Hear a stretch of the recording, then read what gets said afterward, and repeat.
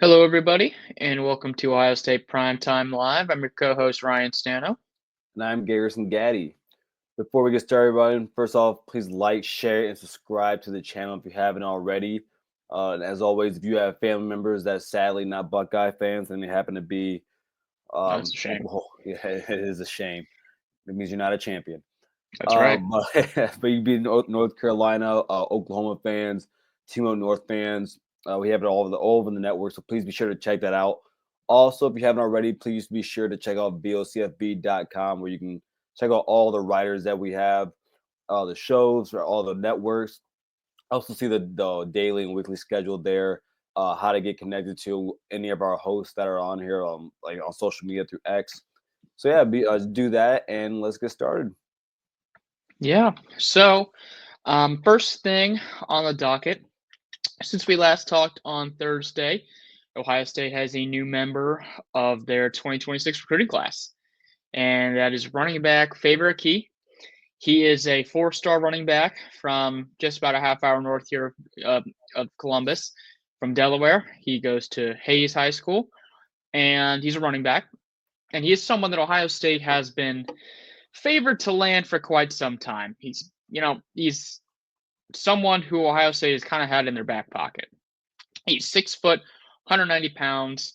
So, he's got some speed to him. Yeah. If you look at his tape, he's someone who's got that breakaway speed. Now, he can break some arm tackles, sure. He's not someone who's really going to overpower anyone necessarily, but if he gets in open space, he's tough to catch. So, what are your thoughts on Carlos Lachlan getting on the board with his first running back recruit of the 2026 class? Oh, dude, it's a great pickup.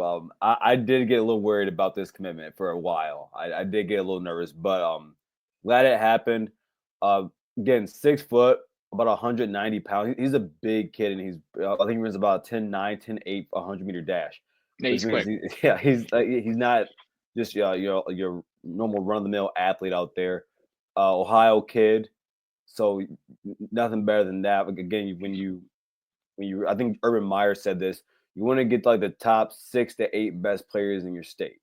Yep. He's in I believe he is one of them. I think that when you have a big tower, like when you have a really good running back in your state like that, you have to get him, especially in the state of Ohio.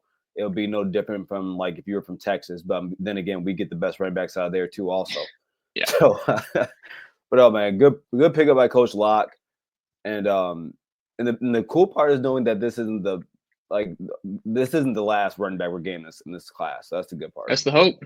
That's the hope. And that was the big thing I was going to bring up is Favors, like, he's a good player. He's got some good talent. But he is not the crown jewel of this running back class. No. And Ohio State's still in on that crown jewel, and that's Savian Haidider. It seems like he is more favored to go to Tennessee than he is Ohio State. Delusional Michigan fans still think they're in the running for him. They're not. It seems to be the Vols that are holding that recruitment up. So it would be really nice to have a two running back class, to have both Akih and Haidider in the same class. That would be a really solid way to follow up Yeah. a pretty good recruiting class last year for his first recruiting class as an Ohio State coach. So, let's cross our fingers and hoping that that they also land Haidider. Now, we are expecting some other recruiting news at some point today. This morning it looked like they were going to get a commitment. The Ohio State football program, they tweeted out the little Buckeye emoji, sort of Hayes Fawcett from On3. So we're expecting to get something. Who do you think it was? It seems like Evers has been. It seems like it's Evers to me. That's who. Okay, then good. The majority of people So seem to think it is. I won't be premature in this then. All right, cool. Okay, no, that's who I had to. In what? Oh no, that's exactly who I was bringing up next. Okay, yeah, go ahead. No, Talk about it. Again, I mean, we were talking about getting players out of Texas. I think if it's not tonight, and if we were talking about this earlier, if we're lucky, it'll happen tonight. But I think this is probably happen within the week. It looks that way. And from all circles, it looks this way, and this would be good for Ohio State. Another, again, it's not like a high 5-star offensive lineman in the offensive line position or offensive guard position if he plays, but Tyler Bowen is active on the recruiting trail, and we haven't Yes. seen this at Ohio State for a very long time. And I'd rather you be active than you not do it at all. Like, don't get me wrong, like. We were able to get one big offensive lineman. We could get a Paris or somebody like that, but the offensive line was always thin. The class was always thin. The depth was always thin. Yeah. I was trying to make sure that's not the case anymore, and I'm happy about it. And Drew Evers is a good player. He's one of the best players in the state of Texas. That's what matters. So Evers is definitely a good player. He would be a good, and I hate the way that this is going to come off, but he'd be a good consolation prize if they can't land Felix Ojo, no, which you're right. It's okay. that's who I'm hoping this commitment could be.